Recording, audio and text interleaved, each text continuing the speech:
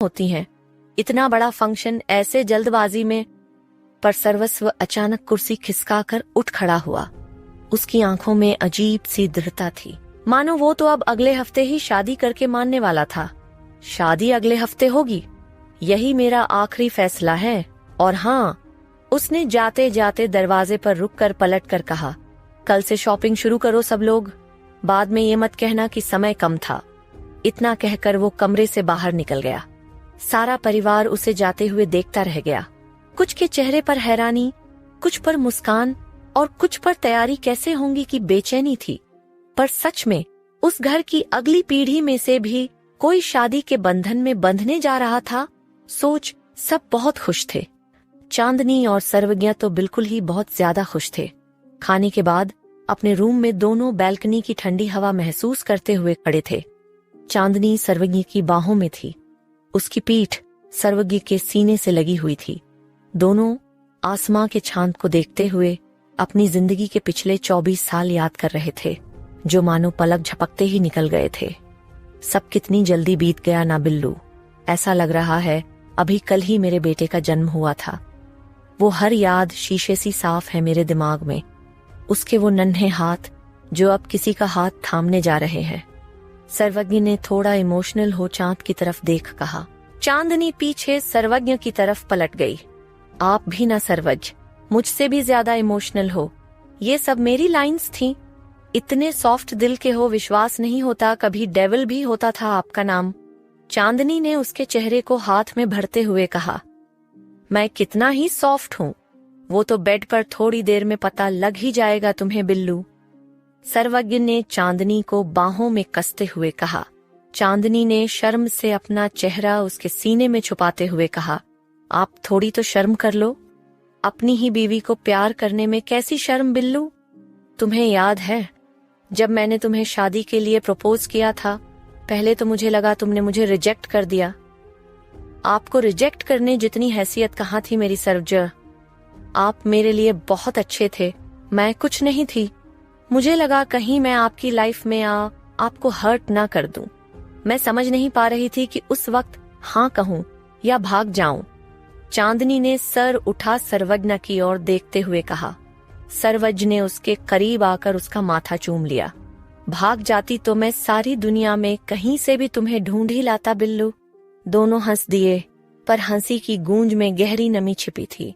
कुछ पल बाद चांदनी की आंखों में आंसू तैर आए। उसने आसमान की तरफ देखा और बोली, सर्वज्ञ, जिंदगी के उस पड़ाव से निकलकर जब हमारी शादी हुई थी, आज हम उस पड़ाव पर खड़े हैं जब हमारे प्यार की निशानी, हमारा बेटा भी शादी करने जा रहा है। सर्वनी के गले में भी जैसे कुछ अटक गया। उसने बच्चे सा रोने की एक्टिंग करते हुए चांदनी को बाहों में भर लिया और उसका मूड लाइट करने के लिए कहा, बिल्लू, अब मैं बूढ़ा हो गया ना। चांदनी ने उसके चेहरे को हाथ में भरते हुए उसके गाल पर नरमी से किस कर दिया। नहीं, आप आज भी वही हो, मेरे जिद्दी पर दिल से नरम सर्वज्ञ, और हमेशा रहोगे। हम बूढ़े हो भी जाए तब भी हमारा प्यार कभी बूढ़ा नहीं होगा। सर्वज्ञ। सर्वज्ञ ने भी उसके माथे को चूमा और धीरे से बोला, तुम तो मेरी आखिरी सांस तक मेरी वही चांदनी रहोगी जो मेरी रातों को रोशन करती है। आई लव यू मिसेस चांदनी। सर्वज्ञ Singh Rajawat. I love you more सर्वज्ञ। चांदनी ने सर्वज्ञ के सीने से लगते हुए कहा।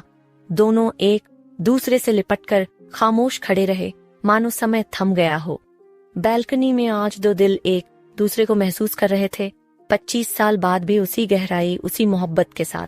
अगले दिन अक्ष के विला में लगभग 2 बजे के आसपास डोरबेल बजी। आरजू ने आकर दरवाजा खोला।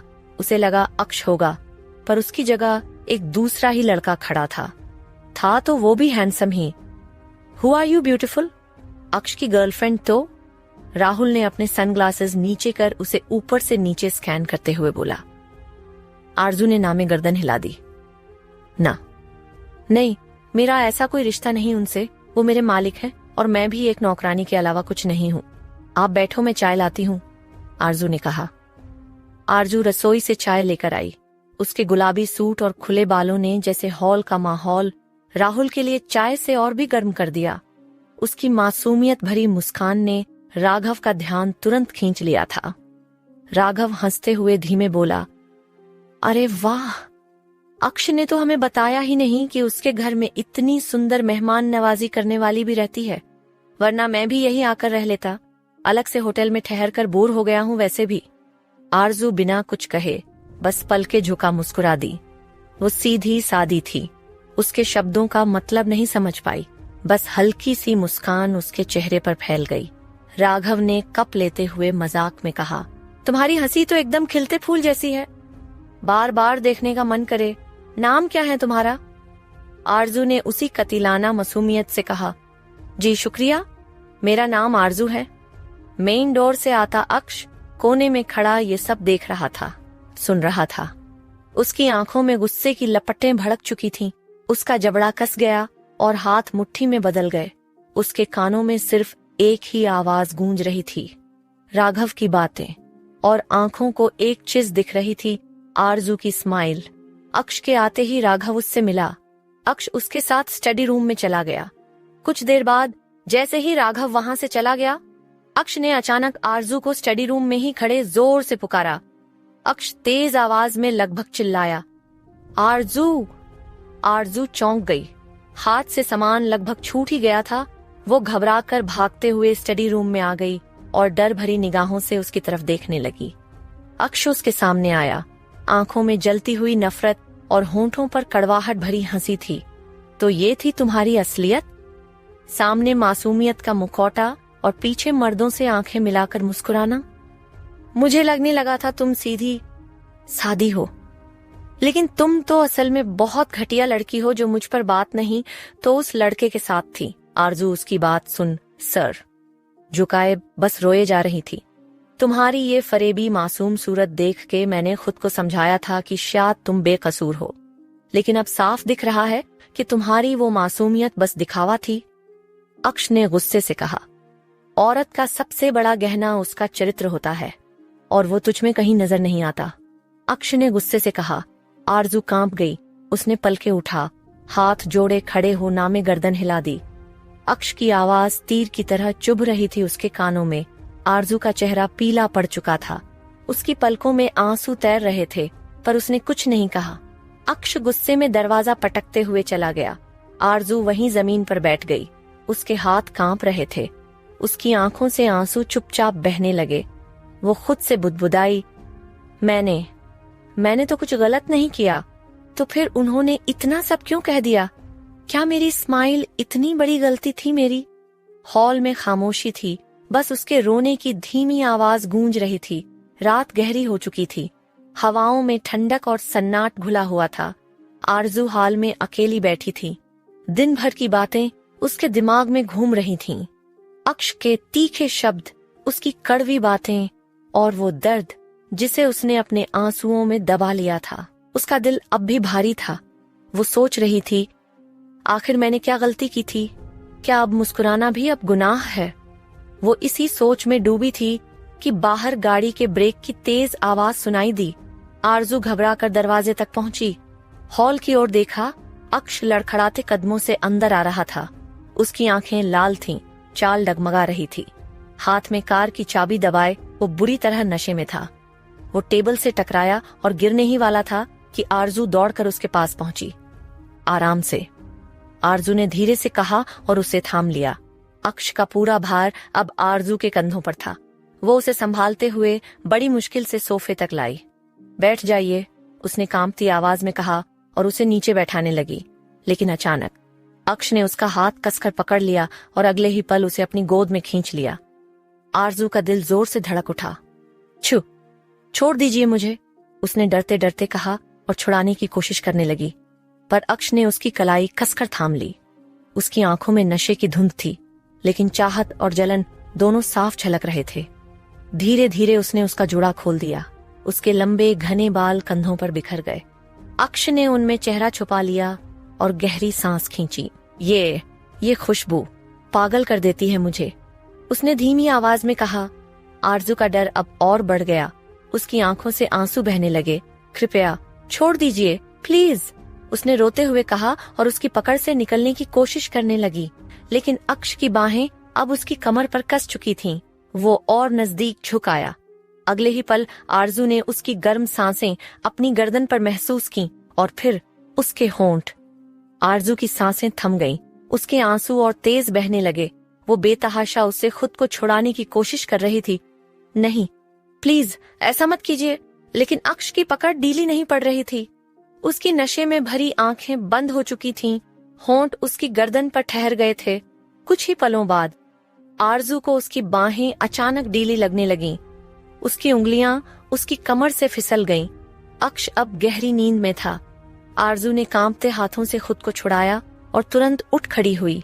उसकी धड़कनें बेकाबू थीं, आंसू अब भी बह रहे थे। वो बिना पीछे देखे भागती हुई अपने कमरे की तरफ चली गई। दरवाजा बंद कर उसने खुद को अंदर कैद कर लिया। अपने सीने पर हाथ रखे वो हाँफ रही थी। हे भगवान, ये क्या हो रहा है मेरे साथ? मैं और सह नहीं पाऊंगी।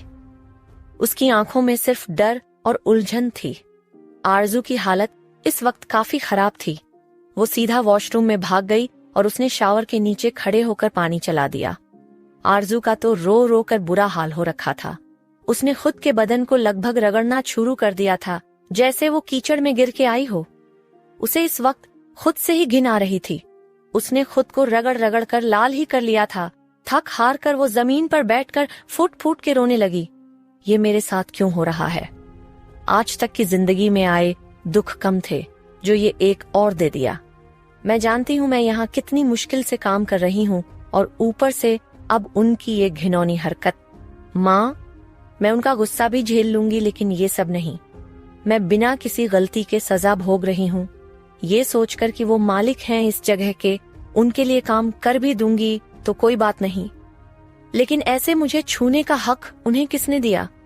ऐसी जिंदगी से मर जाना ही अच्छा है, लेकिन मैं तो इतनी मजबूरी हूँ कि मर भी नहीं सकती। मेरे बाद मेरे भाई का ख्याल कौन रखेगा? वो बेचारा तो बोल भी नहीं सकता। गौरी ने अपने आप में ही बड़बड़ाने हुए रो रो कर कहा। आज अक्ष ने जो कर दिया था, उसके बाद कल का सूरज कुछ तो बदल देने वाला था। आरजू शावर से निकल बाहर आई तो उसने खुद को आईने में देखा। आरजू की गर्दन की दूध सी सफेद स्किन पर अक्ष के होंठों के निशान छपे हुए थे। लव बाइट उसकी गोरी स्किन पर छप गए थे। उसे बार बार वो पल याद आ रही थे जब अक्ष ने उसे गोद में भर लिया था, उसकी गर्दन पर किस करते हुए उसकी कमर पर हाथ चला रहा था। डन। ज्वाला का ऑफिस का माहौल रोज से ज्यादा भारी हो रखा था।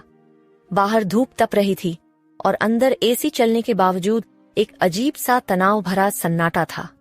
ज्वाला अपनी बड़ी सी टेबल पर बैठी फाइल्स में व्यस्त होने का नाटक कर रही थी, लेकिन उसकी नजर बार बार शुभार्थ पर जा टिक रही थी। वो एकदम ब्लैंक फेस के साथ काउच पर बैठा फाइल्स अरेंज कर रहा था, जैसा ज्वाला ने कहा था, हमेशा की तरह, बिना किसी सवाल जवाब के बस हर कमांड को फॉलो कर रहा था। मिस्टर मैनेजर, कोई गलती नहीं होनी चाहिए, ध्यान रहे, और ये पूरी फाइल्स आधे घंटे में अरेंज करके दो, एक एक सेक्शन क्लियर हो जाना चाहिए। ज्वाला ने शुभार्थ की और आंखों में कुछ अंक है इरादे लिए देखते हुए बोला। यस माम। शुभार्थ बस एक नजर ज्वाला की ओर देख फिर फाइल में व्यस्त हो गया। आज देखती हूँ तुम्हारे अंदर की इमोशंस कैसे बाहर नहीं आती। जब इतना काम करोगे अपने आप रोना मचा दोगे। ज्वाला ने शुभार्थ को देख मन में सोचा।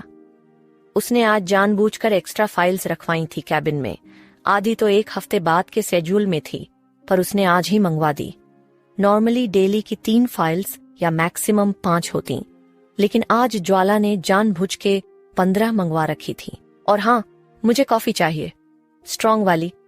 फिर लंच ऑर्डर करना, चाइनीज खाना है मुझे। बाद में क्लाइंट को कॉल भी कर लेना, लिस्ट मिल जाएगी तुम्हें मेल पर।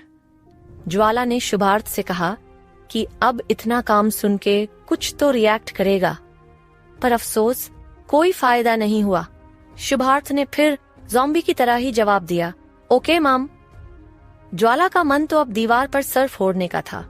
ज्वाला तो अब गुस्से में उसे नॉन स्टॉप ऑर्डर्स देती जा रही थी। हर 5 मिनट में कोई नया काम, कभी प्रिंट आउट्स, कभी नोट्स अरेंज करना, कभी कुरियर भेजना। लेकिन हैरत की बात, शुभार्थ का चेहरा एक पल को भी नहीं बदला था। न इरिटेशन, न थकान, न हैरानी। लेकिन ये सब अब ज्वाला खुद जरूर फील करने लगी थी। वो तो अब काम बोल बोल कर ही थक गई थी, लेकिन इस इंसान के चेहरे पर तो थकावट की एक लकीर भी नहीं थी, जो देखकर ज्वाला को और इरिटेशन हो रही थी और हैरानी भी। शुभार्थ बस काम करता रहा।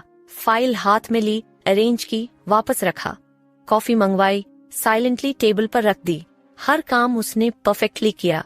ज्वाला ने मन ही मन सोचा, मुझे लगा इतने काम के बाद तो कुछ तो एक्सप्रेशन आएगा, एटलीस्ट आंखों में चिढ़ ही दिखे। पर अभी भी ब्लैंक है ये लड़का, सच्ची ज़ॉम्बी ही है ये। उसकी आंखें पत्थर जैसी ठंडी, हाथ फाइल टटोल रहे थे, कदम भी बिना थकान के उसके हर ऑर्डर पर चलते रहे, जैसे वो इंसान नहीं कोई मशीन हो। थोड़ी देर बाद ज्वाला अब खुद भी थक गई थी। उसे तो लग रहा था वो खुद सब करके बैठी थी। वो कुर्सी पर पीछे टिकते हुए बोली, तुम्हें थकान नहीं होती क्या?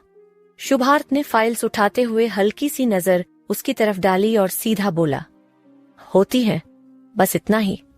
ना स्माइल ना अनॉयंस, बस एक कोल्ड जवाब। ज्वाला की आंखें छोटी हो गईं। क्या आदमी है ये? इंसानों में थोड़ी बहुत फीलिंग्स तो दिखती हैं, ये तो जैसे रोबोट हो। वो टेस्टिंग बढ़ाती रही। शुभार्थ खामोशी से सब करता रहा। दूसरी ओर अक्ष की आंख दोपहर 1:00 बजे खुली थी। कल उसने बहुत ज्यादा पी ली थी। अक्षय सर पड़े हुए बैठ गया। उसने आसपास देखा, वो अभी भी काउच पर था। वो कल रात घर कैसे पहुंचा उसे कुछ याद नहीं आ रहा था, और उसके बाद का तो वो बिल्कुल ही सब कुछ भूल चुका था। तभी उसकी नजर सामने कुछ काम करती आरजू पर पड़ी। आरजू को देखते ही उसका दिमाग और ज्यादा गर्म हो गया था। उसके दिमाग में फिर से राहुल की बातें चलने लगी थीं। कल स्टडी रूम में राहुल ने अक्ष से आरजू के बारे में पूछा था। उसने कहा था कि वो उसमें इंटरेस्टेड है, और अगर आरजू अक्ष की सिर्फ नौकरानी है तो वो उसे अपने साथ लेना चाहता था। जिस बात पर अक्ष का दिमाग घूम गया था, और उसने तो राहुल के कॉलर तक पकड़ लिए थे। इस बात पर दोनों के बीच बहुत बहस हुई थी, जिस बात से आरजू भी अनजान थी। अक्ष ने राहुल पर आया सारा गुस्सा आरजू पर उतार दिया था। उसे लग रहा था कि आरजू ने राहुल का अटेंशन पाने के लिए कुछ तो किया होगा, जो एक मुलाकात में ही राहुल उसे पसंद करने लगा और अपने साथ ले जाना चाहता था। वो उसे देखते हुए कल रात की बातें सोच ही रहा था कि तभी उसकी आंखें एकदम से बड़ी हो गईं। उसके सामने काम करती हुई आरजू का दुपट्टा थोड़ा सा खिसक गया था, और उसकी गर्दन पर पड़ी हुई लव बाइट्स साफ दिख रही थीं। उन निशानों को देखकर तो अक्ष बिल्कुल ही पागल हो गया था। वो एकदम से खड़ा होकर आरजू की तरफ बढ़ गया। उसने हरसू को एक झटके में अपनी तरफ घूम लिया। आरजू तो उसे देखकर बहुत ज्यादा डर गई थी। कल रात के बाद से आरजू के अंदर अक्ष का डर और ज्यादा बैठ गया था। इस वक्त अक्ष उसे जितने गुस्से से देख रहा था, आरजू को लग रहा था कि वो फिर से कुछ गलत करेगा, कुछ गलत बोलेगा। ये निशान कैसे आए तुम्हारी गर्दन पर? कहाँ गई थी तुम? अक्ष ने गुस्से से आरजू के कंधे पर पकड़ मजबूत करते हुए कहा। आरजू ने जल्दी से दुपट्टा अपने ऊपर लेने की कोशिश की, लेकिन अक्ष ने तो गुस्से से उसका दुपट्टा बिल्कुल ही खींचकर जमीन पर फेंक दिया, जिस पर आरजू बहुत ज्यादा डर गई थी और अपनी बहन अपने आगे क्रॉस करते हुए बोली, ये आप क्या कर रहे हैं मालिक? ये गलत है। आप मेरे साथ ऐसा नहीं कर सकते। आपने मुझे नौकरानी बनाकर रखा, काम कराया, ताने दिए। मैंने कभी आपसे शिकायत नहीं की, लेकिन ये सब गलत है। आरजू बहुत ज्यादा रो रही थी, लेकिन अक्ष पर तो उसके रोने का कोई असर ही नहीं हो रहा था। उसने आरजू की बाजू पकड़ के उसे फिर से अपने करीब खींच लिया। आरजू उसे जितना पीछे हटने की कोशिश कर रही थी, अक्ष उसे उतना ही करीब खींच रहा था। आरजू को अपनी नाक पर अक्ष की गर्म तूफान जैसी सांस साफ महसूस हो रही थी। अक्ष उसकी झुकी हुई आंखों की तरफ देखते हुए बोला, मेरा पास आना गलत है, लेकिन उसके साथ रंगरलियां मनाना तुम्हें गलत नहीं लगा? आप क्या बोल रहे हैं मालिक? मैंने कुछ नहीं किया है। भगवान के लिए मुझे जाने दीजिए, या तो मेरी जान ले लीजिए, लेकिन मेरी इज्जत इस तरह से उछालिए मत। मेरे चरित्र पर उंगली मत उठाइए। आरजू ने हाथ जोड़ते हुए कहा। किस इज्जत की बात कर रही हो तुम, जो तुम पहले ही किसी के सामने खुद उतर चुकी हो? मैं कुछ खुद से नहीं बोल रहा, तुम्हारी गर्दन के लिए निशान सब कुछ खुद बता रहे हैं, अक्ष ने गुस्से से कहा। आरजू बस नामे गर्दन हिला रही थी। अक्ष का गुस्सा तो जैसे बढ़ते ही जा रहा था। उसने आरजू की बाजू पकड़ी और उसे खींचता हुआ गार्डन में ले आया। बहुत गर्मी है ना तुम्हारे अंदर, थोड़ा काम में लगाओ और ये सारा गार्डन साफ करो। अक्ष ने गुस्से से आरजू की तरफ देखते हुए बोला और उसे वहीं छोड़कर खुद अंदर चला गया। वहीं आरजू तो बिल्कुल टूट गई थी। सिर्फ अपने परिवार के लिए चुप हूं मैं, और अपने इस चरित्र की वजह से ही चुप हूं, वरना आपने जो मेरे साथ कल रात किया, मैं खुद नहीं गई थी किसी के पास, आपने ही सब खुद किया है मेरे साथ। और मैं जानती हूँ अगर मैं बोलूं भी तो आप नहीं मानोगे, उल्टा मुझे और बुरा भला कहोगे। दूसरी तरफ अक्ष अंदर आ गया था। वो सीधा अपने रूम में चला गया। उसका दिल बहुत बेचैन था, जैसे उसकी कीमती चीज किसी और ने छीन ली हो। वो गुस्से से पागल हुआ जा रहा था कि आरजू को किसी और ने छुआ था। हालांकि सच तो यही था कि आरजू के गर्दन पर दिए हुए निशान उसके खुद के थे। अक्ष ने गुस्से में एक फ्लावर पॉट उठाकर जमीन पर मार दिया और फिर अगले ही पल पूरे कमरे में तोड़ फोड़ करने लगा था, जिसमें उसके खुद के हाथ में भी चोट आ गई थी। वाय! अक्ष ने बस गुस्से से जोर से चिल्लाया। उसके दिमाग में एक ख्याल आया और उसने टेबल पर रखे लैपटॉप को देखा। वह अगले ही पल टेबल के पास आ गया और काउच पर बैठकर सामने रखा लैपटॉप खोला। वो जानना चाहता था कि आरजू गई किसके साथ थी, या फिर कोई घर पर आया था। वो जानना चाहता था कि क्या उसके जाने के बाद राहुल वापस आया था। उसने लैपटॉप में कल की सीसीटीवी कैमरा फुटेज खोल ली, लेकिन जैसे ही रात की रिकॉर्डिंग उसने देखी, उसकी आंखें तो मानो जमीन पर गिरने वाली थीं। वो खुद को जबरदस्ती आरजू को अपनी गोद में खींचता हुआ देख रहा था, उसे अपनी बाहों में तड़पता हुआ देख रहा था, उसे अपने आगे गिड़गिड़ाता हुआ देख रहा था।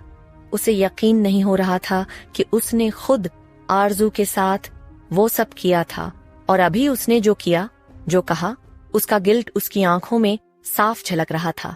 आरजू की आंसू भरी आंखें उसके सामने बार बार आ रही थीं, जो उसकी तरफ उम्मीद से देख रही थी कि शायद वो उसे समझेगा, लेकिन उसने ऐसा नहीं किया। उसने उसकी एक बात नहीं सुनी और उसे बिना सोचे समझे लगभग कैरेक्टर लेस ही बोल दिया था। मतलब वो सब, पर उस बेवकूफ लड़की ने मुझे कुछ बताया क्यों नहीं? गॉड, ये क्या हो गया मुझसे? अक्ष ने अपने बालों में हाथ चलाते हुए पछतावे के साथ कहा। वो एकदम से काउच से खड़ा हो गया और बालकनी में चला गया। उसने गार्डन में नजरें घुमाई, लेकिन एकदम से उसकी सांस उसके गले में ही अटक गई जब उसने आरजू को जमीन पर बेहोश पड़ा हुआ देखा। आरजू!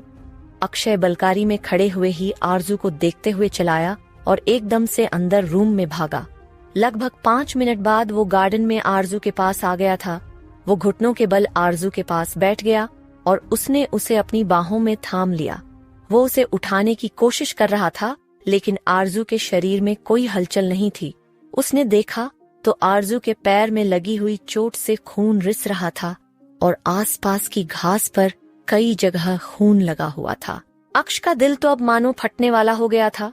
उसने जल्दी से आरजू को अपनी बाहों में उठाया और अंदर ले गया।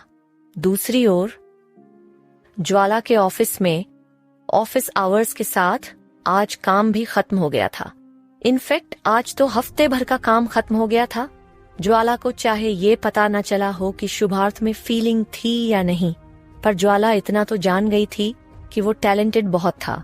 शायद इसीलिए ही शिवम ने उसे मैनेजर चुना था। ज्वाला खामोशी से शुभार्थ को देख रही थी, जो फाइल्स दोबारा से अलमारी में लग रहा था। अचानक से शुभार्थ की नजर ज्वाला पर गई। कोई और काम है माम आपको? शुभार्थ ने ज्वाला की तरफ देखते हुए पूछा। व्हाट?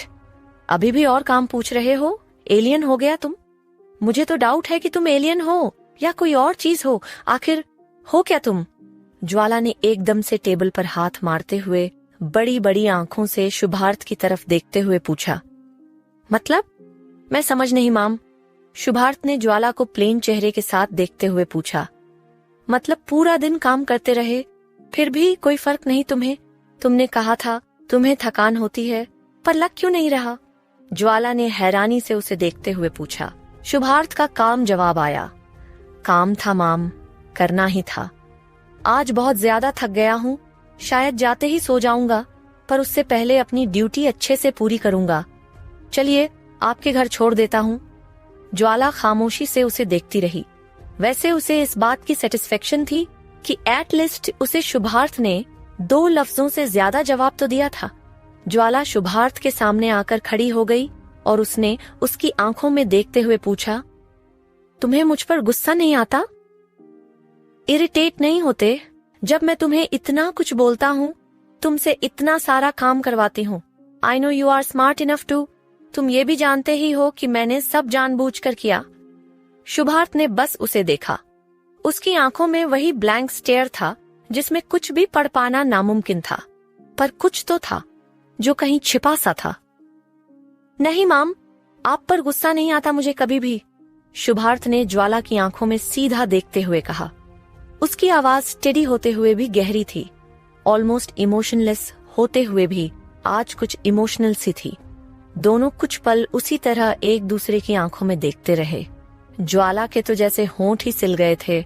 शुभार्थ फिर खुद ही केबिन से बाहर निकल गया। उसने जाने से पहले बस कुछ ही शब्द कहे थे, मैं कार निकलता हूँ, आप आ जाइए। ज्वाला का दिल अजीब सी बेचैनी से भर गया था। दरवाजा बंद हुआ तो ज्वाला अपनी जगह ही जमी सी रह गई। उसकी आंखें थोड़ी सिकुड़ गई थीं, मानो कुछ समझने की कोशिश कर रही हो। उसके दिमाग में एक ही सवाल घूम रहा था, क्या ये सच में इमोशंस फील नहीं करता, या फिर बस मुझे ही बेवकूफ बना रहा है? पर उसकी आंखें आज इमोशनलेस होते हुए भी मुझे कुछ जानी पहचानी सी क्यों लगी। उसके चेहरे पर हल्की सी बेचैनी, आंखों में सवाल और मन में कश्मकश थी। जब वो नीचे पार्किंग में पहुंची तो उसने देखा कि शुभार्थ गाड़ी में बैठा ही सो गया था।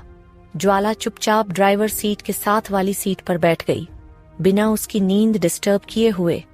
वो बस उसके चेहरे को खामोशी से देखती रही, जो सोते और जागते बस एक जैसा ही होता था, एक्सप्रेशनलेस, इमोशनलेस। लगभग आधे घंटे बाद शुभार्थ की आंखें अपने आप ही खुली। उसने देखा तो वो अभी भी कार में बैठा हुआ था। उसके चेहरे पर कोई हैरानी की एक्सप्रेशंस नहीं आए, लेकिन उसके दिमाग में ये बात जरूर आ गई थी कि वो तो ज्वाला का इंतजार कर रहा था। क्या वो अभी तक नहीं आई? पर गर्दन मोड़ते ही उसे अपने साथ वाली सीट पर ज्वाला आंखें बंद किए सीट पर लीन हो बैठी हुई मिली। शुभार्थ ने कुछ पल उसे देखा और फिर गाड़ी स्टार्ट की, जिस पर ज्वाला ने आंखें खोलकर उसकी तरफ देखा। ज्वाला को जगा हुआ देखकर शुभार्थ ने उसकी ओर देखते हुए पूछा, सॉरी माम, पता नहीं कैसे, पर आपने मुझे उठाया क्यों नहीं माम? इट्स ओके, तुम थक गए थे, अब चलो चलते हैं, ज्वाला ने शांत से ही कहा और खिड़की से बाहर देखने लगी। शुभार्थ ने भी फिर उससे कोई सवाल नहीं पूछा। गाड़ी में एक अजीब सी खामोशी थी। दोनों के दिमाग में अपने ही सवाल चल रहे थे। ज्वाला का दिमाग में इस सोच में डूबा हुआ था कि शायद उसने ये चेहरा पहले देखा है, और वही शुभार्थ इस सोच में डूबा था कि ज्वाला ने उसे उठाया क्यों नहीं। क्या सच में उसकी हिटलर बॉस थोड़ा चेंज हो गई थी? रोड पर अचानक से ज्वाला ने शुभार्थ की तरफ देखते हुए बोला, गाड़ी रोको। शुभार्थ ने एकदम से गाड़ी की ब्रेक लगा दी और उसकी तरफ देखने लगा। ज्वाला ने सामने देखते हुए ही जवाब दिया, मुझे भूख लगी है, घर में इस वक्त सबने डिनर कर लिया होगा। थोड़ी देर बाद दोनों एक एक्सपेंसिव होटल के अंदर थे। ज्वाला के लिए उसी वक्त एक वीआईपी टेबल बुक हो गया। वो चेयर पर बैठ गई। उसने देखा तो शुभार्थ अभी भी खड़ा था।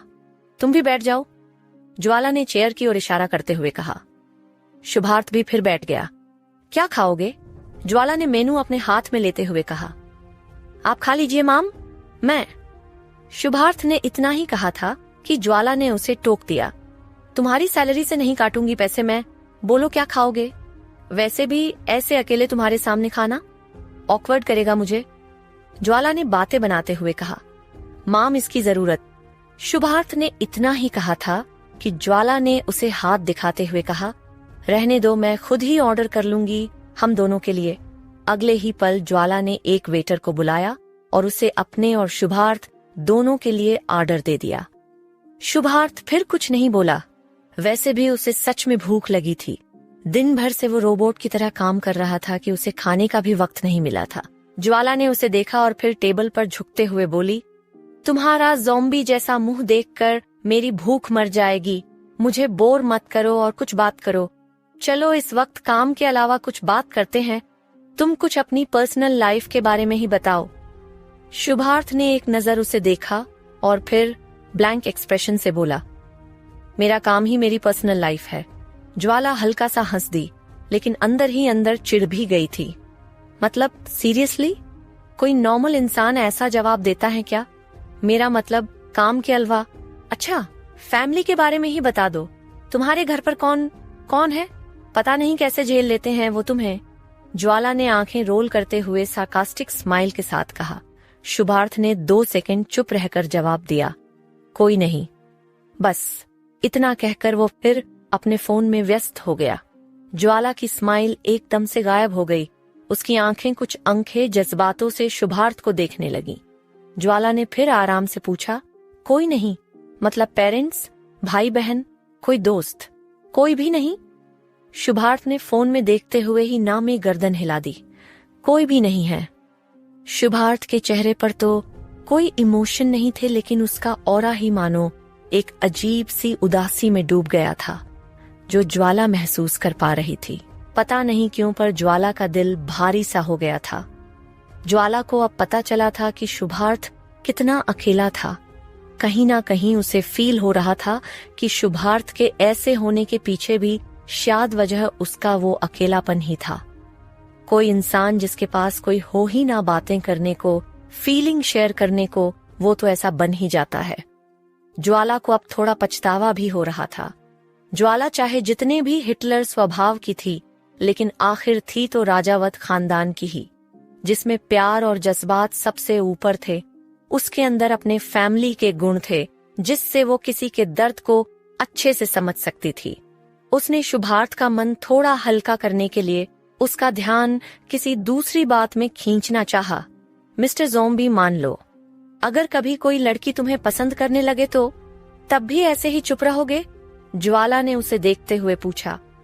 वो ये नहीं जानती थी कि उसने यही सवाल क्यों पूछा, लेकिन वो बड़ी बेसब्री से उसके जवाब का इंतजार कर रही थी। शुभार्थ की उंगली फोन की स्क्रीन पर रुक गई।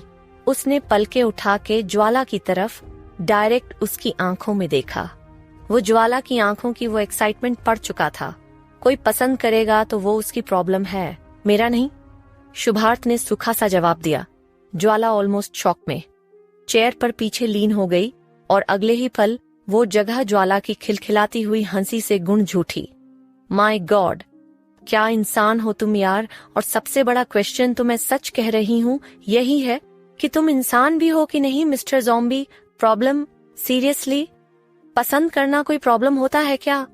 वही शुभार्थ उसे एकटक देख रहा था।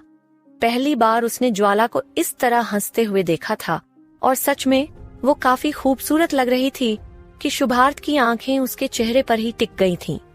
कुछ पल दोनों के बीच खामोशी रही। ज्वाला शुभार्थ को बस देख रही थी, जो बात शुभार्थ भी जानता था पर अवॉइड कर रहा था। वो फोन में ही देखता रहा। वही ज्वाला को लग रहा था जैसे उस जगह में कोई इनविजिबल दीवार खड़ी थी, और वो दीवार शुभार्थ और इस दुनिया के बीच थी। ज्वाला ने फिर चुप्पी तोड़ते हुए बोला, तुम हंसते नहीं क्या कभी? शुभार्थ ने बस एक स्ट्रेट रिप्लाई दिया, जरूरत नहीं होती और ना ही कोई वजह। ज्वाला के दिल में जैसे उसकी बात सुन चुभन सी हुई। तभी कुछ वेटर उनका खाना ले आए और दोनों खामोशी से खाना खाने लगे। ज्वाला को आज के खाने में कुछ अलग सा स्वाद आ रहा था, कुछ ज्यादा अच्छा सा। अब या तो ये होटल ज्यादा अच्छा था, या वो अपने सामने बैठे इंसान को देखकर खाना खाते वक्त अच्छा महसूस कर रही थी। अब ज्वाला को शुभार्थ को देख इरिटेशन महसूस नहीं हो रही थी, बल्कि कुछ अजीब सी फीलिंग थी जो वो समझ नहीं पा रही थी पर मौजूद थी। खाना खाने के बाद ज्वाला ने बिल पे कर दिया और दोनों होटल के बाहर आ गए। उसके बाद दोनों में कोई बात नहीं हुई। शुभार्थ ने ज्वाला को सेफली राजावत मेंशन पहुंचा दिया। वो उतरकर अंदर जाने वाली थी कि शुभार्थ ने उसके गाड़ी से उतरने से पहले बस 2 शब्द कहे, थैंक यू मॉम। ज्वाला ने एक नजर उसकी तरफ देखा, पता नहीं क्यों, पर अब ये चेहरा उसे गुस्सा दिलाने की जगह बेचैनी सी दे रहा था। ध्यान से जाना घर, गुड नाइट। ज्वाला इतना बोल बिना एक बार भी पीछे पलटे चली गई। शुभार्थ भी उसे गेट के अंदर जाता देख वहां से निकल गया। दोनों के दिल आज बेचैन थे, पर एक अजीब सा सुकून भी था। दूसरी ओर रात के 9 बज रहे थे। अक्ष आरजू का हाथ थामे हुए बैठा हुआ था। दोपहर से शाम और शाम से रात ढलने वाली थी, पर आरजू को होश ही नहीं आ रहा था। थोड़ी देर पहले ही डॉक्टर इसका चेकअप करके गए थे।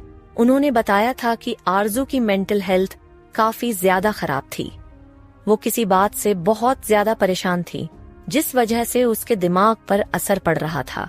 साथ ही उसके पैर में लगी चोट की वजह से उसका काफी ज्यादा खून भी लॉस हो गया था।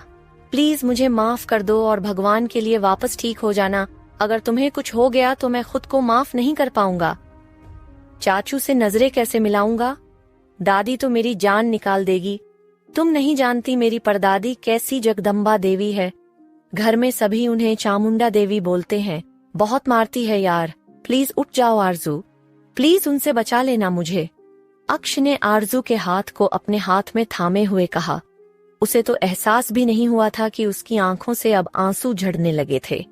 तभी अक्ष का फोन वाइब्रेट हुआ और उसने फोन पॉकेट से निकला। उसने देखा तो उसके एक आदमी का फोन था। उसने आरजू का हाथ उसके पेट पर रख दिया और खुद बात करने के लिए बालकनी में चला गया। अक्ष ने फोन उठाते हुए कहा, कुछ पता चला तुम्हें? फुटेज मिली किचन की? तभी दूसरी तरफ से आवाज आई, जी सर, मिल गई और मैंने आपको सेंड कर दी है। साथ में जिस लड़की की इंफॉर्मेशन निकालने के लिए आपने बोला था वो भी मैंने निकलवा ली है।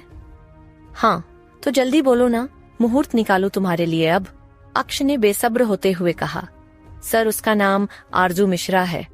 अक्ष ने फिर टोकते हुए बोला, ये पता है मुझे भी। तुम उसकी फैमिली के बारे में बताओ, उसके बैकग्राउंड के बारे में बताओ। सर, उसकी फैमिली में उसके माँ बाप नहीं है। एक छोटा भाई है जो बोल नहीं सकता। दोनों अनाथ हैं और अपनी बुआ के घर पर रहते हैं। बुआ भी ताड़का जैसी है, हर वक्त उसे परेशान करती है। पहले वो दिन भर बाहर काम करती है, फिर घर आकर भी पर शिकायत नहीं करती। लोगों से पता चला वो लड़की बहुत सीधी और शरीफ सी है। आपने सही कहा था, उसने खाने में मिर्ची नहीं मिलाई। सीसीटीवी फुटेज में साफ दिख रहा है कि खाने में मिर्ची किसी और लड़की ने मिलाई थी। इसे बस खाना लेकर भेजा गया था। उस आदमी ने आरजू की सारी इन्फो दे दी। ओके, तुम बस अब एक वोकल सर्जन का अरेंजमेंट करो, चाहे कितने भी पैसे बोले डॉक्टर, पर उस लड़के की आवाज वापस आनी चाहिए। अक्ष ने फोन पर आखिरी शब्द कहे और फोन रख दिया। उसने एक गहरी सांस भरते हुए आसमान की तरफ देखा। उसके लिए सांस लेना मुश्किल हो रहा था। ऐसा लग रहा था मानो कोई बोझ उसके सीने पर हो। मैं खुद को स्मार्ट समझता था, पर हूँ एक नंबर का बेवकूफ। उस लड़की की मासूम आंखें सब सच बोल रही थीं, लेकिन मैं समझ नहीं पाया। उल्टा मैंने उसे कितना दुख दिया, परेशान किया। अब गलती हुई है तो सुधारूंगा भी मैं ही। अब मैं तुम पर एक खरोंच तक नहीं आने दूंगा आरजू। ये अक्ष सिंह राजावत का वादा है तुमसे। समझ गया कि मुझे कल इतना गुस्सा क्यों आया था। तुम मेरे दिल में उतर गई हो तो किसी और को तुम्हें ले जाने कैसे देता। अब तुम सिर्फ मेरी हो। अक्ष की आरजू। अक्ष ने अपने सीने पर हाथ रखते हुए कहा। कुछ देर बालकनी में रहने के बाद अक्ष कमरे में वापस आया, लेकिन अंदर आते ही उसकी आंखें एकदम से छोटी हो गईं, क्योंकि आरजू बेड पर नहीं थी और दरवाजा खुला हुआ था। उसके मन में बस एक ही डर था कि कहीं आरजू चली तो नहीं गई। जिंदल मेंशन। कमरे की लाइट्स ऑफ थी, बस हल्की सी पीली रोशन थी। रूम में हल्की लेवेंडर की खुशबू फैली हुई थी, जो आर्या के बालों से आ रही थी, जो थोड़ी देर पहले ही उसने धोए थे। आर्या इस वक्त अपने बिस्तर पर लेटे हुए सो चुकी थी। दिन भर की थकावट के बाद वो बेड पर लेटते ही अक्सर सो जाया करती थी। आर्या ने व्हाइट कलर का सूट पहन रखा था। इसके लंबे बाल तकिए पर फैले हुए थे। तभी उसके चेहरे पर एक काली सी परछाई पड़ी। अगले ही पल कोई उसके बेड के पास आकर घुटने के बल बैठ गया। सोचा था तुमसे डरने की वजह पूछूंगा, पर तुम तो सो गई। सर्वस्व ने सोती हुई आर्या के चेहरे को देखते हुए कहा।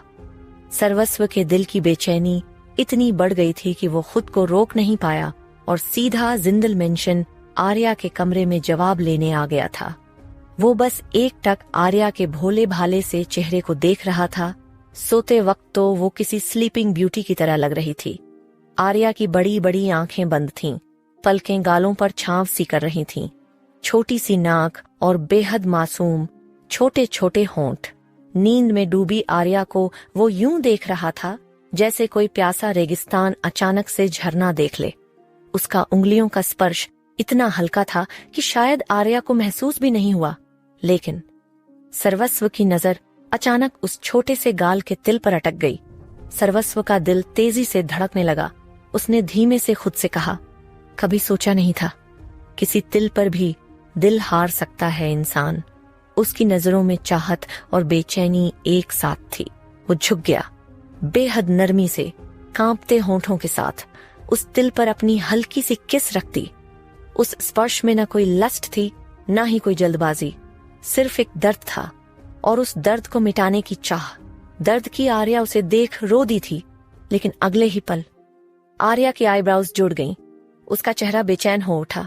नींद में ही उसने करवट ली और उसके होंठों से एक टूटी सी कांपती हुई आवाज निकली, मुझसे दूर रहिए, मुझे मत छुइए, प्लीज दूर हट जाइए। उसकी आंखों के किनारों से आंसू बह निकले।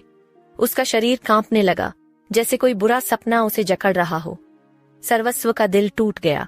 उसने झुककर तुरंत उसे अपनी बाहों में भर लिया। श्श, शांत हो जाओ आर्या, मैं हूं यहां। जब तक मैं जिंदा हूं कोई तुम्हें छू नहीं सकता। जिसने भी तुम्हें तकलीफ दी है मैं उसे जान से मार दूंगा। सर्वस्व की आवाज आर्या के कानों में पड़ी। उसके हाथ बेहद नरमी से उसके सिर को सहला रहे थे। वो उसकी गीली पलकों को अंगूठे से पोंछ रहा था। डरो मत, सुन रही हो ना मेरी आवाज? तुम मेरे साथ हो, अब कोई तुम्हें तकलीफ नहीं देगा। आर्या की सांसें धीरे धीरे शांत होने लगीं। उसके होंठ अब भी कांप रहे थे, पर उसका बदन सर्वस्व की पकड़ में ढीला पड़ गया। उसने नींद में ही उसकी शर्ट को कसकर पकड़ा और उससे और भी लिपट गई। सर्वस्व के सीने पर उसका सिर आ गया। सर्वस्व ने भी उस पल को महसूस करते हुए आंखें बंद कर ली की। उसने मन में सोचा, किस दर्द ने तुम्हें इतना तोड़ा है आर्या कि नींद में भी तुम बचाव ढूंढती हो? पर अब से तुम्हारे सारे आंसू मैं चुरा लूंगा, तुम्हारे सारे डर मैं खुद में समेट लूंगा। उसकी सांसें आर्या के बालों में उलझ गई थीं। वो बालों की खुशबू, वो गीलापन उसे अजीब सा सुकून दे रहे थे। धीरे धीरे आर्या की भी आंखों से आंसू थम गए। उसकी सांसें गहरी हो गईं। उसके चेहरे पर अब वही मासूम शांति लौट आई। सर्वस्व ने बहुत देर तक उसे उसी तरह थामे रखा। कभी उसके माथे पर होंठ रखता, कभी उसके बालों को सहलाता, जैसे हर पल उसे भरोसा दिलाना चाहता हो कि तुम अकेली नहीं हो। जब तक मैं हूं तुम्हें कोई छू भी नहीं सकता। कुछ ही देर में आर्या पूरी तरह गहरी नींद में डूब गई। उसकी पकड़ ढीली पड़ी। चेहरे पर डर की जगह सुकून था। सर्वस्व ने उसके माथे पर फिर किस किया। उसकी आंखों में गुस्से और दर्द का तूफान उमड़ रहा था। जिसने भी तुम्हें ये डर दिया है आर्या, मैं उसे ढूंढ कर रहूंगा। तुम्हारी हर तकलीफ का हिसाब लूंगा। वो कुछ देर उसे टकटकी लगाकर देखता रहा, फिर धीरे धीरे उसके हाथ अपनी पकड़ से हटाए, कंबल उसके ऊपर ठीक किया और भारी कदमों से कमरे से बाहर निकल गया। कमरे में अब सिर्फ वही हल्की पीली रोशनी, लैवेंडर की खुशबू और एक मासूम लड़की की गहरी नींद बची थी। पर उस नींद में इस बार एक सेफ्टी का एहसास था। में झूलता महसूस हुआ। अक्ष ने एक पल में उसे अपनी गोद में उठा लिया था। आरजू की जान अब उसके गले में आ गई थी। वो सच में इस वक्त बहुत ज्यादा डर गई थी। उसे अब यकीन होने लगा था कि आज अक्ष ने जरूर ही फिर नशा किया था। मालिक, आप ये? आरजू ने डरी हुई आवाज में बड़ी बड़ी आंखों से इतना ही कहा था कि अक्ष ने उसकी बात काट दी। अक्ष भी समझ रहा था कि इस वक्त आरजू डर क्यों रही थी। पिछली बार जो अक्ष ने नशे में किया, उसका डर अभी भी था आरजू के अंदर। उसने आरजू को समझाते हुए कहा, शांत हो जाओ, मैं कुछ भी गलत नहीं करने वाला हूँ तुम्हारे साथ। मैं बस तुम्हें किचन में लेकर जा रहा हूँ क्योंकि तुम्हारे पैरों में चोट आई है। अगर तुम इस तरह चलोगी तो अगले साल ही पहुँच पाओगी और तब तक भूख से मैं मर जाऊंगा, इसलिए खुद तुम्हें किचन में छोड़ देता हूँ। फिर तुम जल्दी से कुछ हम दोनों के लिए बना देना। अक्ष ने आरजू की तरफ देखते हुए बड़े प्यार से सब कहा था, जिस पर आरजू तो आंखें फाड़े बस उसके चेहरे की तरफ देखती रही। हम दोनों सुनकर तो आरजू को मिनी हार्ट अटैक आने वाला था। अक्ष ने जिस तरह उसे बाहों में उठाया था, आरजू बहुत हैरान थी। उसके बाद उसने कुछ नहीं कहा और अक्ष भी उसे लेकर किचन में आ गया। अक्ष ने आरजू को किचन में लाकर काउंटर पर बिठा दिया। आरजू बस अक्ष को टुकुर टुकुर देख रही थी। इन्हें क्या हुआ है? कहीं कोई भूत तो नहीं चिपक गया? आरजू ने मन ही मन सोचा। देवी माँ, अगर आपको ऐसे ही बैठे रहना है तो भी बता दीजिए, मैं खुद ही अपने और आपके लिए खाना बना लूंगा। अक्ष ने आरजू के आगे खड़े होते हुए कहा। आरजू को तो शौक पर शौक मिल रहा था। अक्ष मालिक होकर खुद के साथ उसके लिए भी खाना बनाने की बात कर रहा था। अब तो आरजू को लग रहा था कि वो मर चुकी है और ये सब किसी और ही दुनिया में हो रहा था। नहीं नहीं मालिक, बस 15 मिनट दीजिए, मैं आपके लिए खाना बनाकर ले आऊंगी, आप बाहर बैठो। आरजू ने काउंटर से नीचे उतरने के लिए हल्का आगे होते हुए कहा। उसके पैर अब भी जमीन पर लगे ही थे कि अक्ष ने आरजू की कमर से उसे लिफ्ट करके दोबारा से उसे किचन काउंटर पर ठीक से बिठा दिया। अब तो आरजू की आंखें बाहर गिरने वाली हो गई थीं। अक्ष ने जैसे उसकी कमर को छुआ था, आरजू की सांसें ही अटक गई थीं। उसे कुछ अजीब सा एहसास अपनी कमर पर होने लगा था, जैसे ठंडक और जलन एक साथ हो रही हो। तुम चुपचाप यहीं बैठे रहोगी, जो भी चाहिए मुझे बताओ, मैं तुम्हें यही सब लाकर दे दूंगा। तुम्हारी तबीयत ठीक नहीं है ना, इसलिए मैं भी आज खाना बनाने में तुम्हारी मदद कर दूंगा, ठीक है? अक्ष ने आरजू की तरफ देखते हुए प्यार से उसकी गाल को छूते हुए कहा। आरजू तो अब मदद का नाम सुनकर और हैरान थी। क्या मालिक, आप खाना बनाओगे? बुरा मत मानिएगा मालिक, पर ऐसे शायद आपकी तबीयत ठीक नहीं है, आरजू ने पलके झुकाए झिंझकते हुए कहा। उसे लग रहा था अक्ष को कुछ हो गया है, इसीलिए वो ऐसा बिहेव कर रहा था। मेरी तबीयत बिल्कुल ठीक है और तुम इतनी हैरान क्यों हो रही हो? अगर मैं अभी खाना बनाऊंगा ना तो देख लेना, मेरे खाना बनाने का टैलेंट और टेस्ट तुमसे ज्यादा अच्छे होंगे। बातें बनाना बंद करो और अब बताओ क्या बनाना है, फिर हम शुरू करते हैं। अक्ष ने आरजू की तरफ देखते हुए कहा। आरजू बेचारी को तो कुछ भी समझ नहीं आ रहा था। उसने गहरी सांस भरी और फिर अक्ष को सब कुछ बताती रही और दोनों एक साथ खाना बनाने लगे। असल में तो आरजू बस बोल ही रही थी, बाकी सब अक्ष कर रहा था। 15 मिनट में ही अक्ष ने उन दोनों के लिए मिक्स वेज बिरयानी तैयार कर दी। अक्ष ने कुकर से सीटी निकाली और एक चम्मच में थोड़े से चावल लिए और आरजू के मुंह के आगे कर दिए। आरजू ने उल्लू जैसी आंखों से एक नजर चम्मच की तरफ देखा और फिर अक्ष की तरफ। अक्ष अपने हाथों से उसे खिला रहा था। ये देख, जैसे बस आरजू अब बेहोश होने ही वाली थी। खैर, हुई नहीं। देखना नहीं है, खाना है। अब जल्दी से मुंह खोलो, टेस्ट करके बताओ, नमक वगैरह सब ठीक तो है? अक्ष ने चम्मच थोड़ा और आरजू के होठों से टच करते हुए कहा। आरजू हैरान तो काफी थी, लेकिन पिछले 20 मिनट से ही अक्ष काफी अच्छा बिहेव कर रहा था, इसलिए अब उसे ज्यादा परवाह नहीं हो रही थी। उसने अपना मुंह खोलकर चम्मच के चावल मुंह में लेकर चबाना शुरू कर दिए। सब ठीक है मालिक, एक बार आप भी देख लीजिए, आरजू ने धीमी सी आवाज में कहा। हाँ, 1 मिनट, अक्ष ने आरजू से कहा और फिर उसी चम्मच में दोबारा से थोड़े से चावल लेकर अपने मुंह की तरफ ले जाने लगा। इससे पहले अक्ष वो चावल खा पता, आरजू ने उसका हाथ पकड़ लिया। अक्ष ने आरजू की तरफ सवालिया निगाहों से देखा। अक्ष के देखते आरजू थोड़ी डर गई।